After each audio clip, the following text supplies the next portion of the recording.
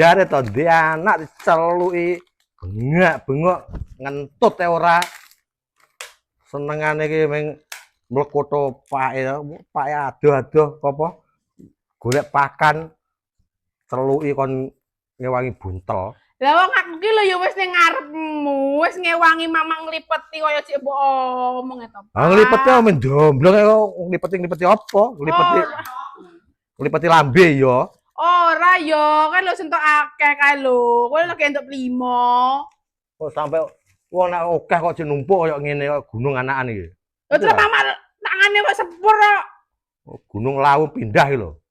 Yo ben. Alon to, Mak? Nek dijak mergae ndondang satset. Ora mulek kae ning yayo yo lambene ya. Garang. Ora dikon ngendang ngewangi